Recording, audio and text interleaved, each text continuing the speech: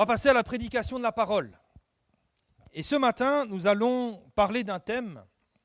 C'est vraiment un thème que j'ai eu à cœur de partager avec vous aujourd'hui. Ce thème, c'est comment réagir face à la calomnie. Comment réagir face à la calomnie? Je pense qu'on a tous un jour ou l'autre été face à la calomnie. On a dit des choses fausses contre nous, des fausses accusations, on a voulu nous faire du mal, on a dit des choses fausses contre nous. Comment réagir? Alors pourquoi ce thème? Eh bien tout simplement parce que, en tant qu'enfant de Dieu, généralement, on ne sait pas trop comment réagir quand on est face à la calomnie et face aux fausses accusations qui sont proférées contre nous. Alors c'est vrai, on connaît bien la théorie. On a l'exemple de Jésus qui est resté muet devant ses accusateurs et on connaît très bien la théorie. Et quand tout va bien, on est capable de même conseiller les autres, de dire « ouais, mais tu sais, il faut rester muet, sois comme Jésus, etc. etc. » Ça, c'est vrai. Mais je sais par expérience que lorsqu'on est directement concerné, quand on commence à nous calomnier, quand on entend des rumeurs à notre sujet qui sont fausses, bien souvent, pour ne pas dire toujours, on a du mal à garder la tête froide. Et on a du mal à réagir comme Jésus, c'est-à-dire rester muet, rester dans le calme et dans la confiance. En tout cas, si vous êtes comme moi, c'est comme ça. Et bien souvent même, c'est tout l'inverse. Bien souvent, quand on entend des rumeurs à notre sujet, qu'est-ce qu'on fait? On rumine. On fait les 100 pas, on dit mais tu te rends compte, c'est quand même pas possible, qu'est-ce qu'on raconte sur moi, etc. Et puis on élabore des stratégies, on va essayer de répondre, on va essayer de se justifier, de dire mais c'est faux, ce qu'il dit c'est pas vrai, nanani, nanana, j'ai jamais fait ça, etc. Et puis parfois on en vient même à s'emporter, on se met en colère et on arrive parfois même à envenimer la situation et le conflit devient pire. Alors ça, c'est une réaction humaine tout à fait normale. Si un jour vous êtes passé par là, ne culpabilisez pas, c'est normal, on est tous comme ça. Mais il faut savoir une chose, c'est qu'en tant qu'enfants de Dieu, en tant qu'hommes et femmes nés de nouveau, qui avons reçu le Saint-Esprit, ce n'est plus comme ça que nous devons réagir.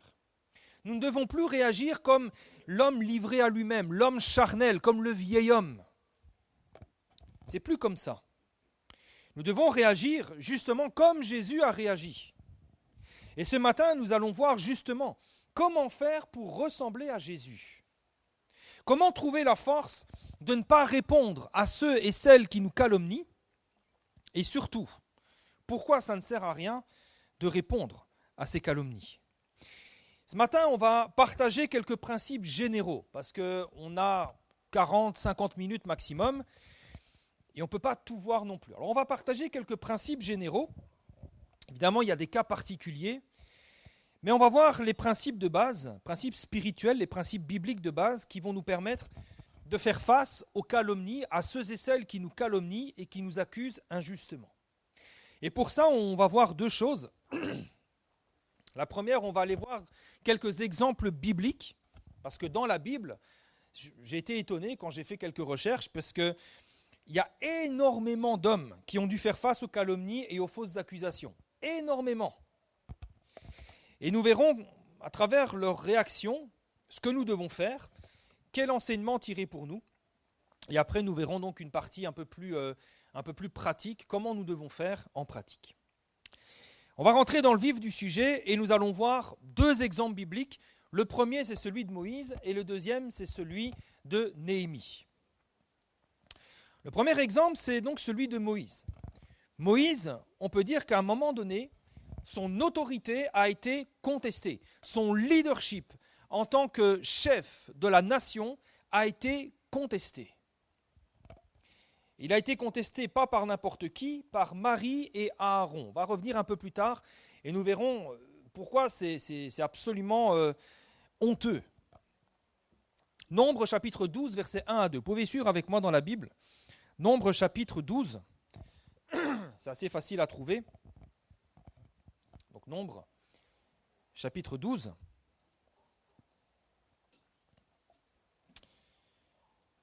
Puisque tout ce récit se trouve donc dans le chapitre 12 du livre des Nombres.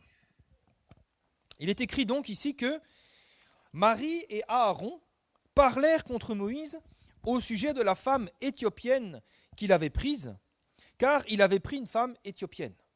Et ils dirent, Est-ce seulement par Moïse que l'Éternel parle?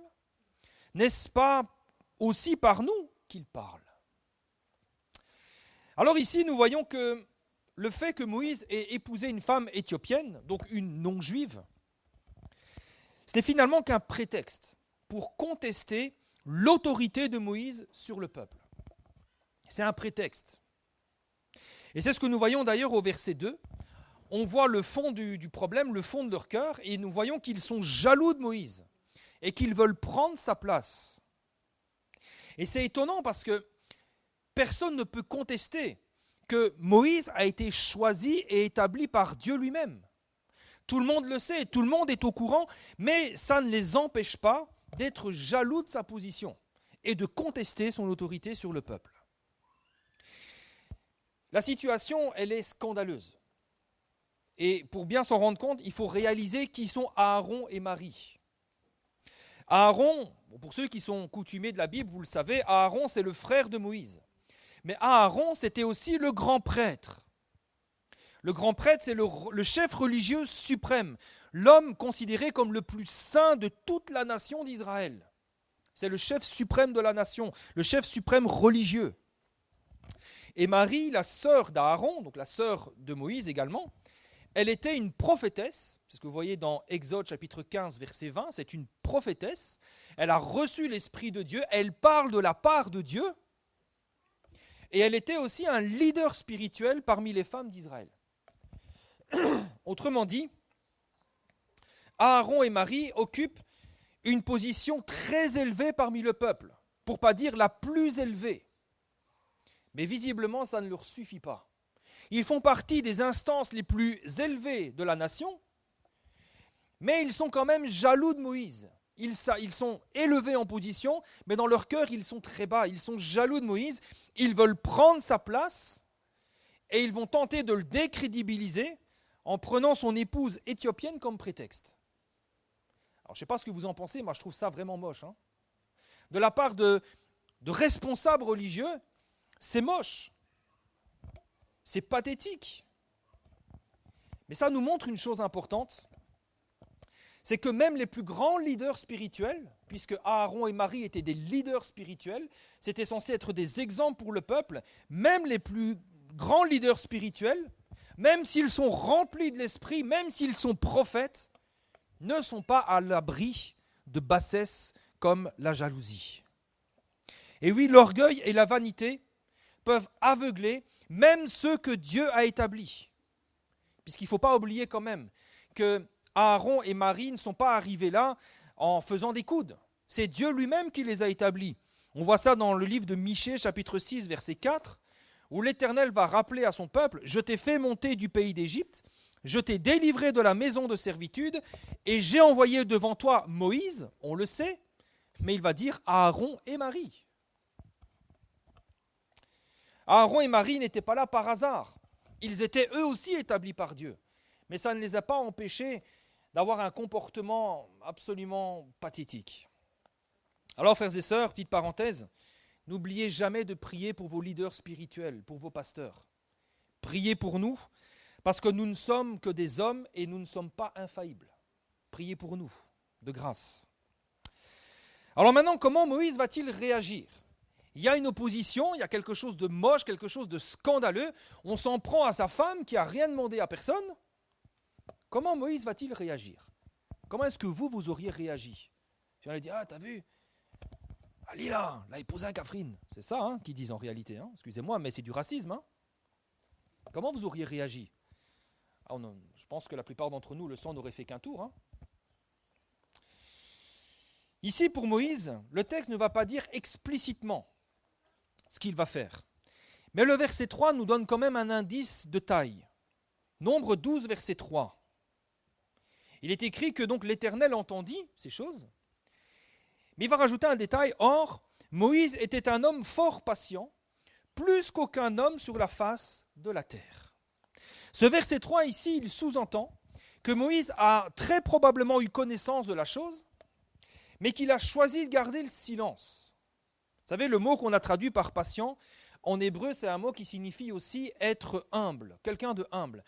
Et si le texte souligne ça, c'est que très certainement Moïse n'a pas réagi. Il est resté dans l'humilité, il est resté patient, il est resté humble, et il a donc préféré s'abaisser et se taire pour laisser à Dieu le soin de répondre. C'est ce que le texte sous-entend. Pourtant, Moïse avait à la fois la position et à la fois l'autorité pour pouvoir répondre, pour pouvoir riposter. Mais il a choisi de laisser faire Dieu. Et en effet, vous savez, Moïse, il sait très bien pourquoi il est à la tête du peuple. Moïse sait très bien qui l'a établi là.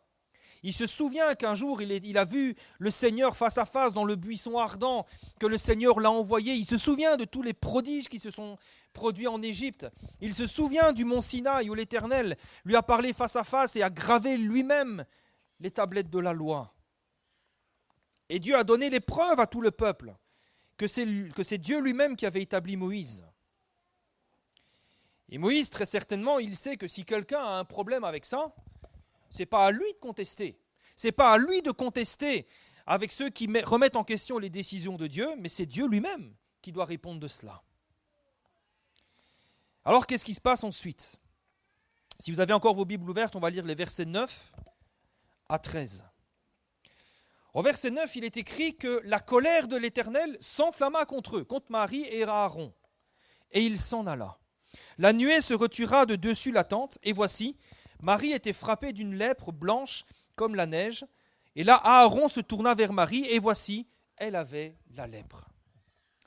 Alors ce récit nous montre ici que lorsque nous nous humilions devant Dieu, lorsque nous refusons de répondre pour laisser à Dieu le soin de gérer la situation, eh bien vous savez quoi, Dieu sait nous défendre. Dieu sait prendre les choses en main, il sait rétablir la vérité et il sait rétablir la justice. Et nous voyons que ce qui est arrivé à Marie est absolument terrible. Cette lèpre, non seulement c'est une maladie de peau incurable, mais en plus ça la rendait impure, ça allait la mettre au banc de la société, elle qui était pourtant prophétesse. Mais je crois que si l'Éternel a agi de cette manière, c'est parce qu'il savait aussi que le cœur de Moïse était un cœur pur. Et regardez ce qui se passe ensuite quand Aaron constate la lèpre sur sa sœur. Regardez comment Moïse a un cœur pur. Au verset 11. Aaron va dire à Moïse, « De grâce, mon Seigneur, ne nous fais pas porter la peine du péché que nous avons commis en insensé et dont nous nous sommes rendus coupables. Oh, qu'elle ne soit pas comme l'enfant mort-né dont la chair est à moitié consumée quand il sort du sein de sa mère. » Et regardez la réaction de Moïse. Moïse cria à l'Éternel en disant « Ô Dieu, je te prie, guéris-la. » Vous savez, Moïse, comme probablement la plupart d'entre nous, il aurait très bien pu répondre « Marie, ou la rodée, ou la gagné, ma fille, hein? Maintenant, goûte, hein? » Je crois qu'on aurait répondu ça aussi. Hein? Mais Moïse, ici, on voit qu'il a un cœur pur. Et quand Aaron reconnaît sa culpabilité, parce que Aaron, il ne va pas se dire non, en fait, on n'a pas voulu mal dire. Non, il n'a pas cherché d'excuses. Il a reconnu sa culpabilité et sa faute. Il y a une repentance qui est là. Il va demander, quelque part, il demande pardon à Moïse. Et comment Moïse va réagir ? Il ne va pas être dans la rancœur, il ne va pas être dans l'amertume vis-à-vis de ceux qui ont parlé mal contre sa femme et qui ont voulu lui voler sa position, mais il va crier au Seigneur et il va demander la guérison. Ici, l'attitude de Moïse, elle est en tout point exemplaire. En tout point. On attaque sa femme. On attaque sa position de leader spirituel. On est en train de dire, mais ce qu'il fait, n'importe qui peut le faire. Nous aussi, on peut le faire. Le Seigneur aussi, il parle par nous. Pour qui tu te prends, Moïse ? Son attitude est en tout point exemplaire. Premièrement, il ne répond pas. Il ne cherche pas à se justifier. Il ne cherche pas à aller dans des querelles de mots. Mais il va laisser Dieu faire. Il va s'en remettre au juste juge, tout en étant capable de pardonner et d'intercéder pour ceux qui ont comploté contre lui. Donc on voit ici que Moïse nous enseigne comment réagir lorsque nous sommes un leader contesté. On va prendre un deuxième exemple, c'est celui de Néhémie. On va lire dans le livre de Néhémie, chapitre 6. Et Néhémie, ici, ce n'est pas seulement un leader contesté, c'est un serviteur de Dieu qui est contesté. Et peut-être qu'en tant que serviteur de Dieu, dans votre service, dans ce que vous faites pour le Seigneur vous a conduit à faire quelque chose, et on vous a certainement calomnié. L'exemple de Néhémie nous montre comment nous devons réagir.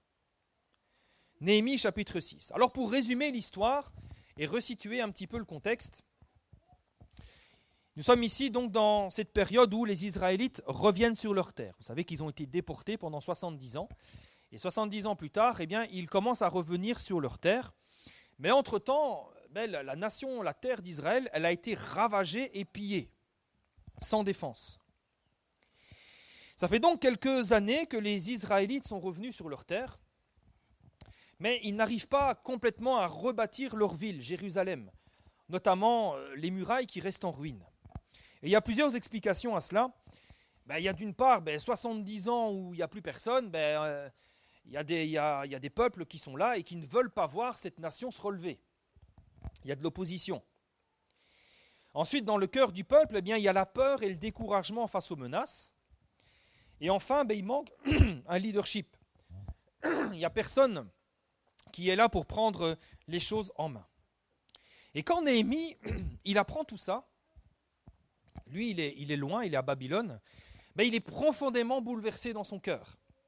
Et il va jeûner, il va prier, et il va recevoir une mission de la part du Seigneur, c'est celle de rebâtir les murailles de Jérusalem.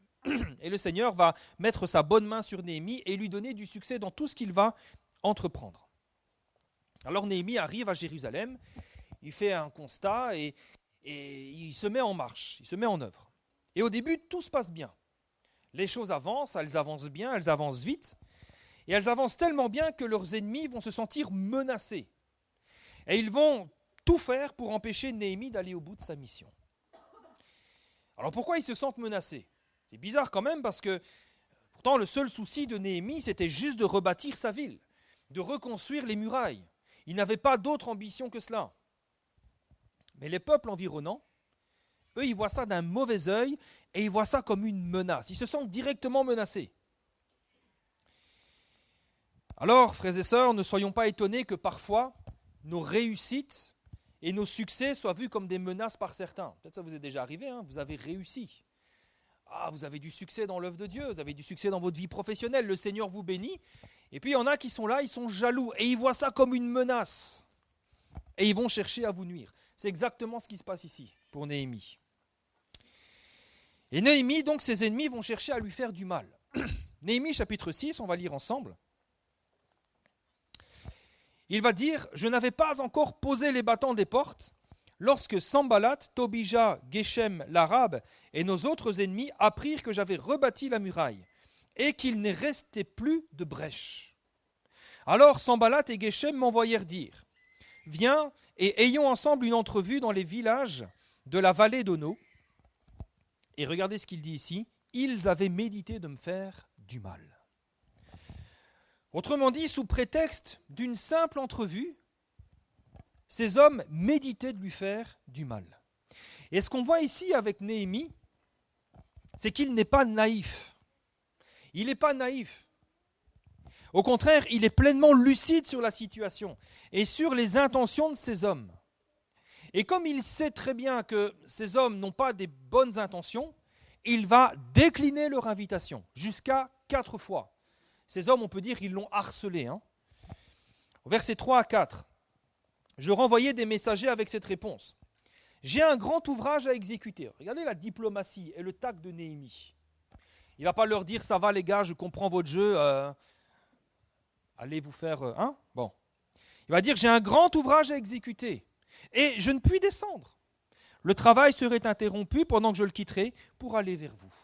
Vous voyez, quelle diplomatie, quel tact. Ils déclinent leur invitation. Et puis il dira, ils m'adressèrent 4 fois la même demande, ils sont tenaces quand même, et je leur fis la même réponse, à chaque fois. Vous voyez donc ici, Néhémie ne va pas céder sous la pression de ses ennemis, qu'ils veulent l'amener sur leur terrain. C'est ce qu'ils veulent faire, ils veulent l'amener sur son terrain pour le descendre. Mais il ne va pas céder à la pression. Il ne va même pas chercher à discuter avec eux. Parce qu'il sait que leurs intentions ne sont pas bonnes, alors il va garder une distance. Il va mettre une distance, sans rentrer dans le conflit, sans être grossier, sans les envoyer paître. Vous voyez avec quelle diplomatie il agit, mais il garde une distance. Je ne peux pas, je suis désolé. Ça nous montre premièrement que lorsque nous savons que les intentions là ne sont pas bonnes de ceux ou celles qui nous entourent, quand on sait que leurs intentions ne sont pas bonnes, qu'elles ne sont pas pures, n'allons pas sur leur terrain. Faisons preuve de retenue et gardons une certaine distance. Gardons les personnes malveillantes et toxiques à distance. Alors je sais que parfois on culpabilise parce qu'on se dit mais je suis chrétien, je dois poursuivre la paix.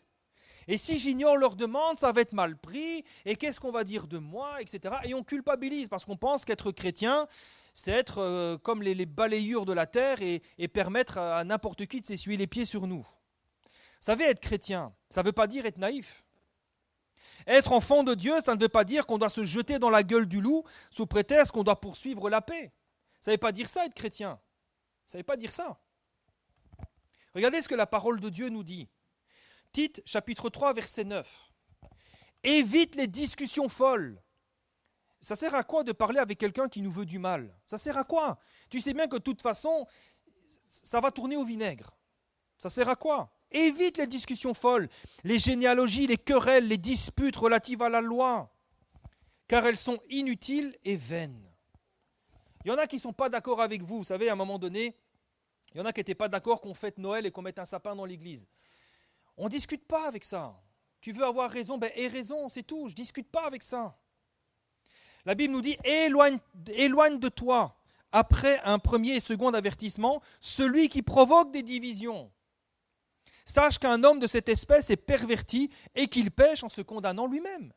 La Bible ne dit pas, mais si, parlez avec tout le monde, essayez de vous rabibocher avec tout. Non, évite, éloigne-toi. Vous savez, être chrétien, ça ne veut pas dire que nous devons être naïfs et nous jeter dans la gueule du loup comme ça. Être chrétien, ça veut surtout dire être conduit par le Saint-Esprit. Ce qui veut dire être lucide et avoir du discernement. 2 Timothée, chapitre 2, verset 16, nous ajoute « Évite les discours vains et profanes. » Discuter avec quelqu'un qui nous veut du mal, quelqu'un qui nous calomnie, quelqu'un qui médite le mal contre nous, ça va tourner au vinaigre. C'est des discours vains et profanes. Dans la version parole vivante, il nous est dit « Évite les discussions vaines, ne perds pas ton temps à des conversations mondaines sans valeur spirituelle. » Si tu sais que ça ne va pas aller dans l'édification, si ça ne va pas t'élever spirituellement, abandonne, évite ces choses. Et ça, voyez-vous, Néhémie, il l'avait très bien compris. Et il a très bien réagi. Il décline l'invitation, il garde une distance, et il continue son travail sans regarder ni à gauche ni à droite. Il ne s'arrête pas sur ces choses et il continue. Alors ceux qui lui voulaient du mal, voyant qu'ils n'ont pas de prise sur lui, eh bien ils vont changer de stratégie. Et ils vont maintenant faire une technique que beaucoup de méchants utilisent, c'est la manipulation. Et ils vont tenter de manipuler Néhémie par le mensonge.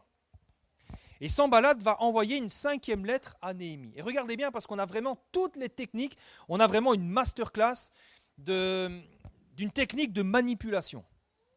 Néhémie, chapitre 6, verset 6. Regardez ce qu'il écrit. Le bruit se répand parmi les nations, et Gachmu affirme que toi et les Juifs, vous pensez à vous révolter, et que c'est dans ce but que tu rebâtis la muraille. Tu vas, dit-on, devenir le roi. Tu as même établi des prophètes pour te proclamer à Jérusalem roi de Juda. Et maintenant, ces choses arriveront à la connaissance du roi. 3 petits points. Alors viens donc et consultons-nous ensemble. Une parfaite démonstration de manipulation. Premièrement, Sanballat va tenter d'intimider Néhémie en lui faisant peur. La peur. Ah, attention, il y a une menace. Il va lui faire croire qu'il y a une rumeur qui circule parmi les nations. Comme quoi la reconstruction de la muraille, c'est un acte de rébellion contre l'Empire perse. Ce qui évidemment aurait des conséquences absolument dramatiques. Puisque l'Empire perse, en un claquement de doigts, il vous décimait des nations. Donc il y a une tentative d'intimidation. On essaye d'instaurer un climat de peur, de vous soumettre par la peur. Ensuite, Sanballat va accuser Néhémie d'avoir une ambition politique cachée. Dire, ouais, tes intentions, elles ne sont pas pures. Tu veux te proclamer roi de Juda. Et ça, eh bien, c'est Ça peut te faire condamner comme traître. Sanballat va ensuite faire pression sur Néhémie avec du chantage. C'est ce que nous avons lu. Et maintenant, ces choses arriveront à la connaissance du roi. En fait, il insinue qu'il pourrait dénoncer Néhémie, ce qui pourrait entraîner une répression brutale. Et on voit que tout ça, c'est pour alimenter la peur et l'intimidation, pour que Néhémie soit pris de peur et qu'il se dise j'ai besoin d'aide. Et enfin, Sanballat se fait passer pour le sauveur. Il va dire tu vois le problème, tu vois la situation, viens donc et consultons-nous ensemble. Comme si Sanballat était le seul capable de pouvoir résoudre ce problème pourtant imaginaire. Et ça, c'est le mécanisme de la manipulation. Si vous voulez un exemple clair de manipulation, c'est là. On voit ici que Sanballat va créer un faux problème, il va inventer une histoire, une révolte imaginaire, et ensuite il se fait passer comme l'homme de la situation. Celui qui peut éviter un désastre en, entre guillemets, trouvant une solution. Il va inventer un faux problème, il fait passer Néhémie pour ce qu'il n'est pas, et il se fait passer ensuite lui pour le sauveur. C'est de la manipulation pure et dure. On invente un faux problème, et puis on vous offre son aide pour la résoudre en espérant que vous tombiez dans le panneau.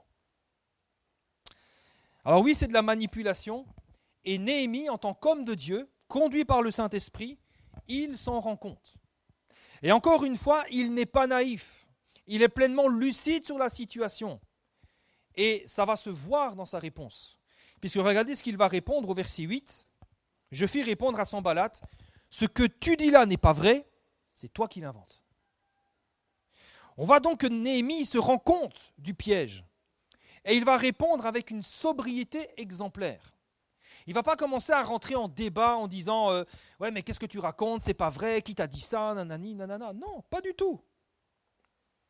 Ce que tu dis là, c'est pas vrai, c'est toi qui l'inventes. Point barre. Vous savez, devant ceux et celles qui nous calomnient, qui nous accusent faussement, qui essayent de nous provoquer, de nous manipuler en nous mettant la pression, et qui espèrent une réaction de notre part, restons sobres et n'entrons surtout pas sur leur terrain. C'est ce qu'ils veulent. Et non seulement ici, Néhémie va répondre avec sobriété, mais il va également s'en remettre à Dieu. Au verset 9, c'est Néhémie qui parle et qui va dire « Tous ces gens voulaient nous effrayer. » Et il se disait « Ils perdront courage et l'œuvre ne se fera pas. » Et regardez sa prière, il va dire « Maintenant, ô Dieu, fortifie-moi. » Et au verset 14, parce qu'il y a encore eu une autre manipulation, il va dire « Souviens-toi, ô mon Dieu, de Tobija et de Sanballat et de leurs œuvres. » Il est en train de dire au Seigneur, mais Seigneur, vois ce qu'ils font. Regarde leur manipulation, regarde leur calomnie, regarde tout ce qu'ils font, tout ce qu'ils disent. Souviens-toi de tout cela qui cherche à m'effrayer. Vous savez, j'aime beaucoup la sobriété de Néhémie. Il ne va pas se perdre dans toutes sortes de discours et de palabres. Il ne va pas s'agiter dans tous les sens. Il ne va pas prendre la colère. Il va répondre avec la plus grande sobriété et il va ensuite simplement placer cette situation devant Dieu tout en continuant son ouvrage. Il ne va pas se laisser arrêter. Autrement dit, donc, il ne va pas laisser ses ennemis l'arrêter dans sa tâche, il ne va pas s'arrêter sur leur calomnie et leur manipulation, il s'en remet tout entier à Dieu et il continue son travail. Et voyez-vous, quand nous remettons nos problèmes, quand nous remettons nos situations au Seigneur, quand nous lui exprimons ces choses qui sont dans nos cœurs, Dieu entend toujours ce qu'on lui dit. Vous savez, il n'y a aucune prière qui se perd. Jamais le Seigneur va nous dire un jour « Tu peux me rappeler ce que tu m'as dit hier dans ta prière parce que j'ai pas tout noté, excuse-moi. » Non. Tout ce qu'on dit, le Seigneur l'entend et le Seigneur le retient et il s'en souvient. Il considère aussi tout ce qu'on lui dit avec beaucoup de sérieux. Vous savez, Dieu nous prend toujours au mot. Alors nous, parfois, on dit des choses, oulala. Même parfois, quand on chante, on fait des prières, on dit des choses. Mais Dieu nous prend toujours au mot. J'ai déjà raconté cette expérience, ça m'a marqué à vie. J'étais tout petit, vous connaissez, je vous en ai déjà parlé. Quand j'étais petit, moi j'aimais bien les montres, toujours aujourd'hui d'ailleurs. J'étais petit, j'avais 5-6 ans. Et j'apprenais à l'école du dimanche ou au club j'apprenais que Dieu est grand, Dieu est puissant, etc., etc. Et puis, j'ai mis Dieu au défi. J'ai dit, Seigneur, si vraiment tu es grand comme on le dit là, c'est très simple. Je priais les yeux fermés. Quand j'ouvre les yeux, fais apparaître une montre. J'ouvrais les yeux, il n'y avait pas de montre, et je disais, voilà. Et j'ai fait cette prière quelques fois. Et puis à un moment donné, je suis passé à autre chose. Mais un jour, on était dans la classe de primaire. J'étais dans ma classe. Alors c'est une classe, vous savez, il y avait des tout petits bancs pour les enfants. Il n'y avait que nous qui allions dans cette classe, il n'y a personne d'autre. Et j'étais à mon banc, là où j'étais d'habitude. Et à un moment donné, j'étais un petit peu turbulent quand j'étais petit. Et je suis turbulent et tout. Et puis voilà, je m'agite et tout. Et puis je regarde, et vous savez, il y a la table, et puis il y a un petit casier en dessous. Et dans le casier, je vois une montre. Alors je prends la montre. Et je commence à demander à partout, je dis, c'est à qui la montre, c'est à qui la montre, c'est à qui? Et personne. Je vais même voir la maîtresse, je dis, maîtresse, j'ai trouvé une montre et tout. Elle fait, je ne sais pas à qui c'est, garde-la pour toi. Et puis donc je reviens, et sur le chemin où je reviens à ma chaise, la pensée me revient. Tu avais prié dans ton lit, tu avais demandé que je te montre une montre. Eh bien voilà. Et je suis resté bête. J'ai fait, oh. Et vous savez, ça m'a marqué, pourquoi? Parce que j'étais un petit enfant de 5-6 ans. Et vous savez, des fois, quand les enfants demandent des choses, on dit « Ah, c'est bon, arrête ton caprice. » Voilà quoi. Ouais, on réagit comme ça parfois. Mais le Seigneur, il a entendu ce que je lui ai dit. Il l'a noté. Et il a attendu le bon moment. Il n'a pas fait les choses comme moi je voulais. Hein, parce que sinon, je me serais peut-être pris pour Harry Potter ou je sais pas quoi. Il a fait les choses quand il l'a voulu lui. Quand il l'a décidé lui. Et il m'a montré que ce que tu dis, je l'entends. Et je te montre que ta prière a de l'importance. Ça m'a marqué, frères et sœurs, et je pense que chaque fois que nous prions le Seigneur, chaque fois que nous nous adressons à lui, le Seigneur entend. Et le Seigneur, il considère avec beaucoup de sérieux tout ce qu'on lui dit.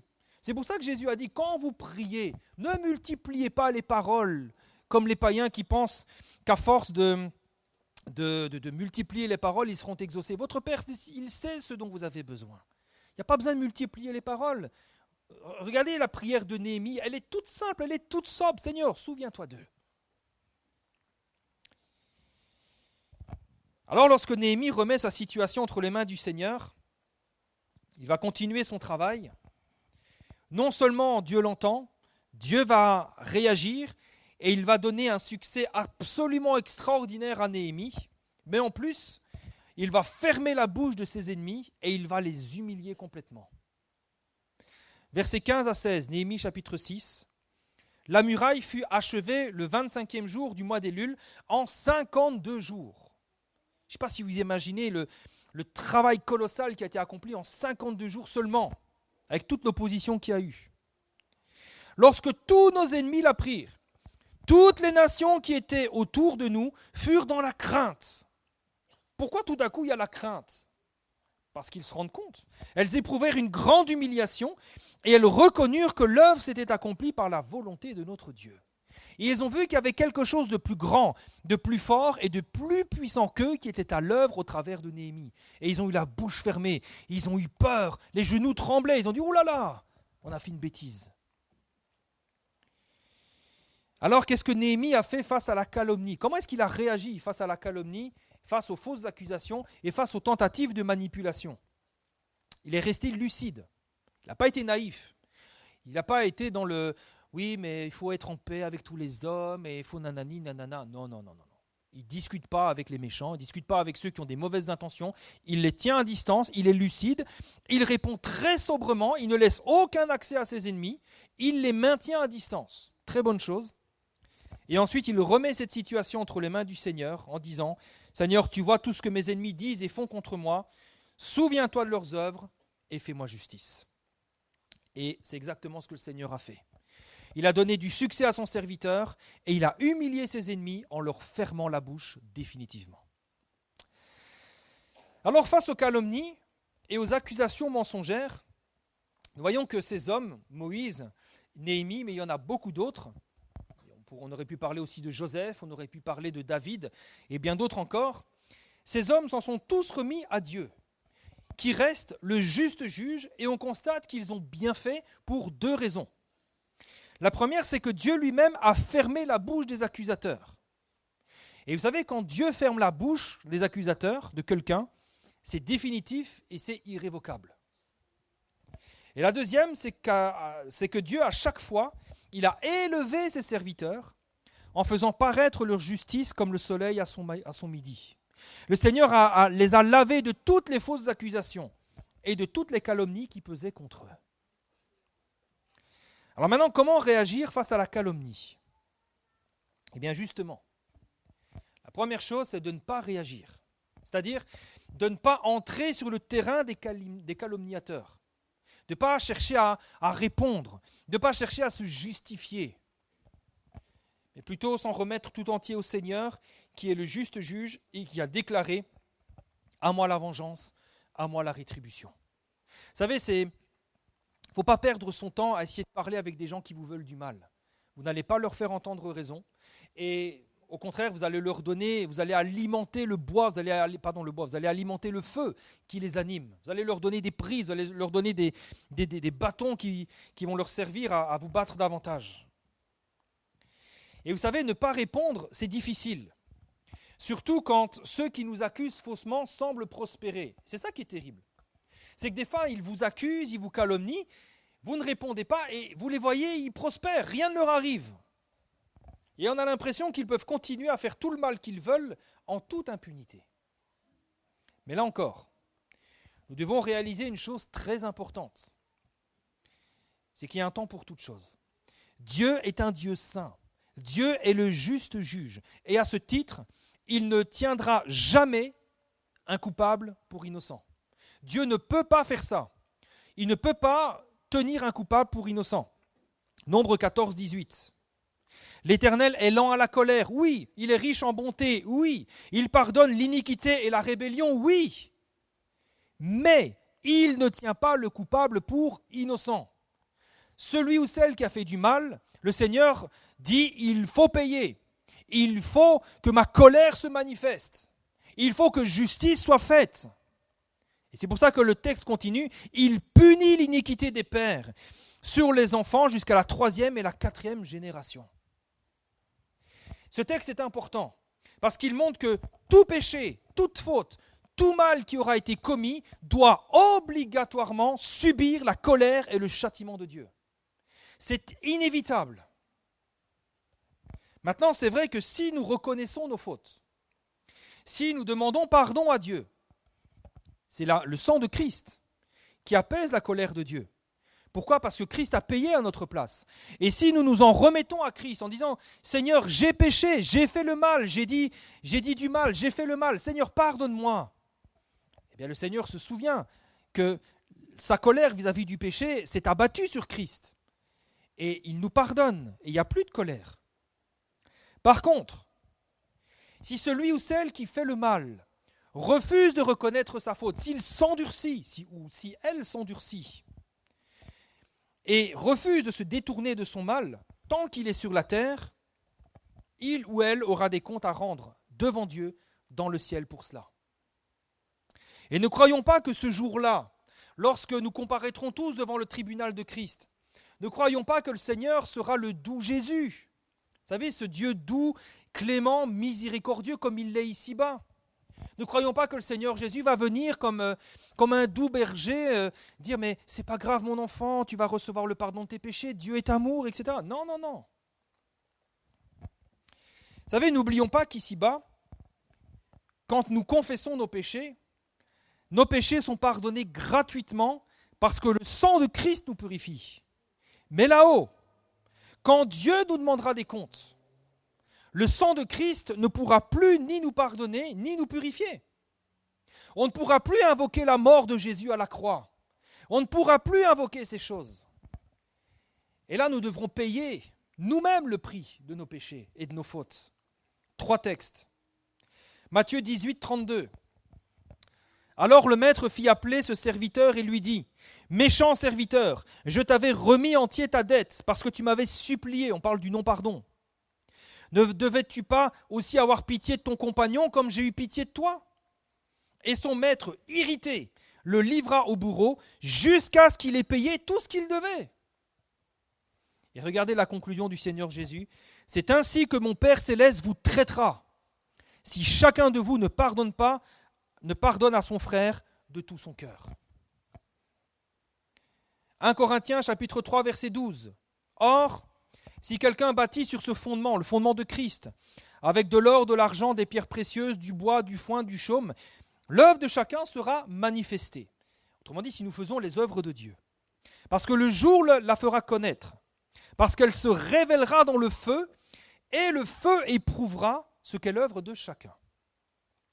Si l'œuvre bâtie par quelqu'un sous le fondement subsiste, on parle du feu du jugement, il recevra une récompense. On t'a confié peu de choses, voilà, il t'en sera donné beaucoup, entre dans la joie de ton maître, bon et fidèle serviteur. Par contre, si l'œuvre de quelqu'un est consumée, s'il y a eu du mal, s'il y a eu des mauvaises œuvres, s'il y a un péché qui est là, qui n'a pas été confessé, il perdra sa récompense. Pour lui, il sera sauvé, oui, mais comme au travers du feu. Luc 12, 47. Le serviteur qui, ayant connu la volonté de son maître, ne fait pas le mal, arrête de calomnier, arrête de dire du mal contre mon serviteur, arrête de dire du mal contre mon enfant, arrête de vouloir manipuler un tel ou un tel, arrête d'avoir de la jalousie dans ton cœur, arrête ces mauvaises choses. Le serviteur qui, ayant connu la volonté de son maître, n'a rien préparé et n'a pas agi selon sa volonté, sera battu d'un grand nombre de coups. Vous savez, quand nous serons là-haut, si nous n'avons pas confessé nos péchés, ceux et celles qui seront restés dans le mal, et là je parle des chrétiens, parce que parfois ce sont les chrétiens, des enfants de Dieu, même des serviteurs de Dieu qui parfois nous calomnient et nous font du mal. N'oublions pas Aaron et Marie. Alors ils ne perdront pas leur salut, mais ils seront quand même battus d'un grand nombre de coups. Autrement dit, le sang de Jésus peut nous pardonner uniquement lorsque nous sommes sur la terre. Là-haut, Jésus ne pourra plus payer pour nous, et c'est nous-mêmes qui devrons alors payer notre dette. Et vous savez, je pense qu'on ne mesure pas le prix de la dette du péché. Vous savez, cette dette du péché, elle est si grande qu'elle a coûté la vie du Fils unique de Dieu. Comment est-ce que nous pourrions payer une telle dette? Et pourtant, la Bible nous dit, si tu montes là-haut et que tu as des dettes, c'est toi-même qui payeras. Alors ne jouons pas avec ces choses. Que nos cœurs soient remplis de crainte. Et prions pour ceux qui nous persécutent. Parce que vous savez, notre Dieu, c'est le juste juge, celui à qui appartient la vengeance et la rétribution. Et si ceux qui nous calomnient ne se repentent pas ici-bas, le châtiment qui les attend là-haut sera absolument terrible. Absolument terrible. Au-delà même de tout ce que nous pouvons imaginer. Après, ça ne veut pas dire non plus que Dieu exercera sa justice uniquement quand nous serons là-haut. Et qu'ici-bas, nous devrons subir leur méchanceté et leurs accusations toute notre vie. Il y a souvent d'ailleurs un moment donné où Dieu va dire stop, où Dieu va mettre le haut là, et il va dire maintenant ça suffit, et il va arrêter ceux ou celles qui font du mal en toute impunité. Et oui, à un moment donné, Dieu a dit stop à Aaron et à Marie, ainsi qu'aux ennemis de Néhémie. À un moment donné, il a dit stop les gars, ça suffit. Et c'est parfois ce que Dieu fait aussi dans la vie de ceux qui nous calomnient et qui nous accusent injustement. Bien souvent, à un moment donné, Dieu va leur dire stop. Dieu va les arrêter. Dieu va mettre un terme à leur méchanceté. Bien souvent, c'est pour leur offrir une occasion de se repentir. Et c'est pour ça que parfois, moi je l'ai vu à quelques reprises, alors je n'ai pas été souvent calomnié, mais c'est arrivé quelquefois. Et quand on s'en remet à Dieu, il y a un moment donné, là il gagne le coup, excusez-moi de dire comme ça, mais pourtant Dieu n'est pas un Dieu vengeur ici-bas, c'est un Dieu qui fait grâce. Mais à un moment donné, Dieu dit stop. À un moment donné, Dieu dit, tu vas arrêter de calomnier mon serviteur, stop. Vous savez, n'oublions pas que si Dieu agit de la sorte, et parfois ça peut être par la maladie, parfois ça peut être par un malheur, mais à un moment donné, Dieu arrête aussi ceux qui nous font du mal. Mais si Dieu le fait, n'oublions pas que ce n'est pas une punition, mais que Dieu le fait parce que Dieu les aime, parce que Dieu veut les sauver. Et oui, Dieu aime et Dieu veut sauver aussi ceux et celles qui nous accusent injustement. Et nous ne devons pas l'oublier. Ce n'est pas une punition. C'est d'une part parce que Dieu met un terme aussi à notre calvaire, mais aussi c'est pour les gagner pour le ciel. C'est pourquoi nous ne devons jamais nous réjouir du malheur qui atteint ceux que la main de Dieu arrête. Mais nous devons au contraire prier pour leur salut, pour que justement, ça soit une occasion pour eux de se repentir. Non seulement ça va garder nos cœurs purs de toute rancune et de tout sentiment de vengeance, comme Moïse. Quand il s'est passé ça pour Marie, Moïse ne s'est pas réjoui, il n'a pas dit « Ah mais bien fait pour vous !» Non, il a prié pour elle. Et peut-être qu'il a gagné sa sœur, peut-être qu'elle est revenue dans son bon sens, et qu'elle s'est dit j'ai vraiment fait quelque chose de mal et qu'elle est revenue. Mais en priant pour nos ennemis, et en priant pour leur salut, ça nous permettra aussi d'être dans la même pensée de Dieu, la même pensée que Dieu. De rester en communion avec le Seigneur, d'être unis avec Dieu dans un même esprit et dans une même volonté. Seigneur, tu veux le salut de mes ennemis, je veux leur salut également. Je te prie pour qu'ils reviennent à toi, qu'ils reviennent dans leur bon sens, qu'ils comprennent le mal qu'ils ont fait, qu'ils s'en repentent. Et pour ma part, Seigneur, je pardonne le mal qu'ils m'ont fait. Ça, c'est l'attitude que Dieu attend de nous quand nous sommes calomniés. Alors, frères et sœurs, si nous sommes calomniés, si nous sommes face à de fausses accusations, restons intègres et que nos cœurs restent purs. C'est pourquoi, quand nous sommes accusés injustement, nous devons à tout prix rester dans le calme et dans la confiance, parce que c'est là que se trouve notre force. Ésaïe 30, verset 15 nous dit « Car ainsi a parlé le Seigneur l'Éternel, le Saint d'Israël. C'est dans la tranquillité et le repos que sera votre salut. C'est dans le calme et la confiance que sera votre force, mais vous ne l'avez pas voulu. » Ce texte nous montre que Dieu se propose toujours de combattre lui-même pour nous. Il est appelé l'Éternel des armées. Il est le Dieu qui combat. On l'a entendu dans le don spirituel ce matin. Il combat à nos côtés. Dieu emploie ses stratégies. Il emploie ses armes, mais aussi son timing. Et si nous sommes d'accord avec ça, si nous nous remettons notre situation, Dieu va agir, il va se mettre en œuvre.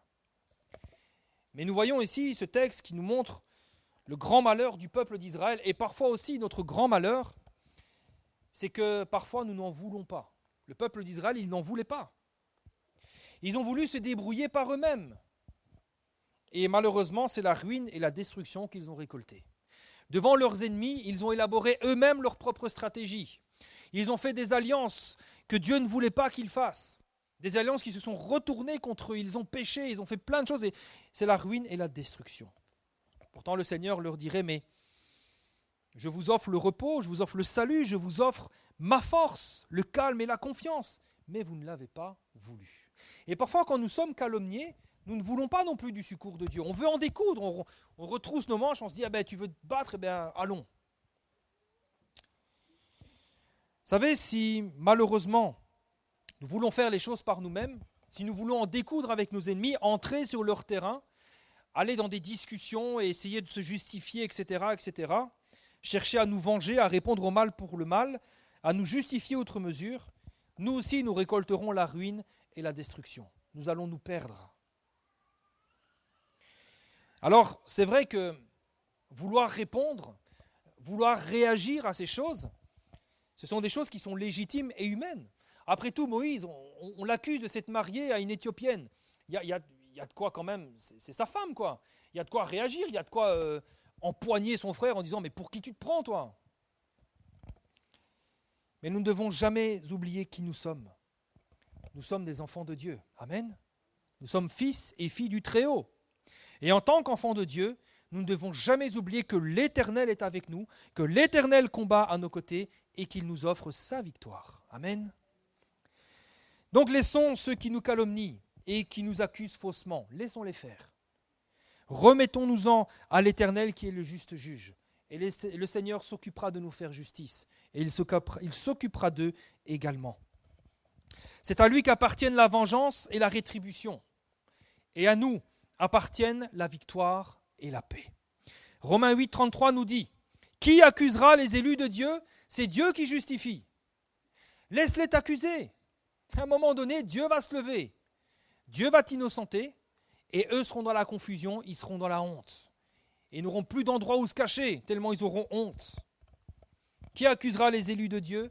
C'est Dieu qui justifie. Quiconque s'élève sera abaissé, mais quiconque s'abaisse sera élevé. Qui les condamnera? Christ est mort, bien plus, il est ressuscité, il est à la droite de Dieu et il intercède pour nous. On t'accuse, on te condamne, t'inquiète pas. Jésus te défend dans le ciel. Et Jésus se lève pour te faire justice et fermer la bouche de tes calomniateurs.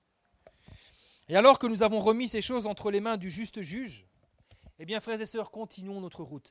Et ce point est très important. Bien souvent, on s'arrête. Bien souvent, ces choses, on les laisse nous affecter outre mesure.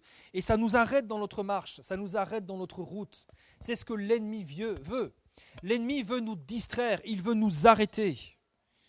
Mais il ne faut surtout pas tomber dans ce piège. Remettons ces choses entre les mains du Seigneur et continuons à servir le Seigneur fidèlement. Continuons à regarder devant nous. Continuons d'avancer dans la carrière qui nous est ouverte sans nous laisser distraire par les attaques. Et on va terminer par un dernier texte et je conclurai avec ça. 1 Pierre chapitre 2 verset 19. On va lire ensemble. 1 Pierre chapitre 2 verset 19. C'est tout à la fin. C'est parmi les derniers livres de la Bible. 1 Pierre chapitre 2 verset 19.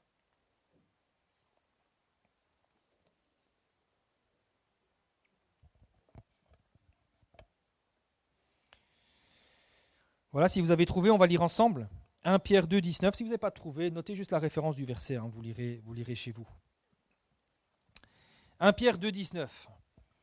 Car c'est une grâce de supporter des afflictions par motif de conscience envers Dieu quand on souffre injustement. En effet, quelle gloire y a-t-il à supporter de mauvais traitements pour avoir commis des fautes? Mais si vous supportez la souffrance, lorsque vous faites ce qui est bien, c'est une grâce devant Dieu. Et c'est à cela que vous avez été appelés. Parce que Christ aussi a souffert pour vous, vous laissant un exemple afin que vous suiviez ses traces. Lui qui n'a point commis de péché, et dans la bouche duquel il ne s'est point trouvé de fraude. Lui qui, injurié, ne rendait point d'injure, maltraité, ne faisant point de menaces, mais s'en remettait à celui qui juge justement. Amen. Alors imitons notre Seigneur Jésus-Christ. Ne rendons pas le mal pour le mal. Injuriés, ne rendons pas d'injures, mais que nous puissions nous en remettre à celui qui juge justement. Vous savez, notre Dieu, nous sommes comme la prunelle de ses yeux. Et le Seigneur Jésus a déclaré une chose, que celui qui scandalise l'un de ses petits, il vaudrait mieux pour lui qu'on attache son cou à une meule de moulin et qu'on le jette dans la mer, plutôt qu'il scandalise l'un de ses petits. Ne croyez pas qu'on peut injurier, qu'on peut calomnier et qu'on peut proférer des menaces à l'encontre des enfants de Dieu en toute impunité. C'est vrai, Dieu laisse faire pour un temps. Souvent, c'est pour éprouver notre cœur, pour éprouver notre foi, pour que nous puissions bâtir notre foi sur le Seigneur, en disant « Seigneur, cette situation, elle est là, elle est absolument abominable, mais je m'en remets à toi. » Et c'est vrai que le Seigneur nous éprouve pour un temps de cette manière. Mais tôt ou tard, frères et sœurs, le Seigneur se lève. Et quand le Seigneur se lève, non seulement il nous élève, il fait paraître notre justice comme le soleil à son midi, mais nos accusateurs se retrouvent la bouche fermée, ils sont humiliés. Alors parfois ils s'endurcissent aussi, tant pis pour eux, mais parfois ils sont gagnés au salut. Moi personnellement, j'avais subi une situation similaire et il y avait un petit groupe, et dans le petit groupe, il y en a au moins un qui est venu me demander pardon et qui a dit « J'ai eu tort de faire ce que j'ai fait, on a eu tort de faire ce qu'on a fait, je te demande pardon. » Alors, remettons-nous-en entre les mains du Seigneur. Amen. Ne répondons pas, ne rentrons pas sur le terrain des calomniateurs. Restons lucides aussi. Demandons au Seigneur de nous donner de la lucidité et du discernement. Ne nous faisons pas avoir, ne soyons pas naïfs. Gardons une saine distance vis-à-vis de ceux et celles qui nous veulent du mal. Remettons-nous-en entre les mains du Seigneur, qui est le juste juge et qui a déclaré « À moi la vengeance, à moi la rétribution ». Et prions aussi pour nos ennemis, afin que le salut leur soit accordé, parce que n'oublions pas que Dieu ne veut que personne ne se perde, mais que tous parviennent à la connaissance de la vérité et au salut. Amen. On va prier le Seigneur ensemble.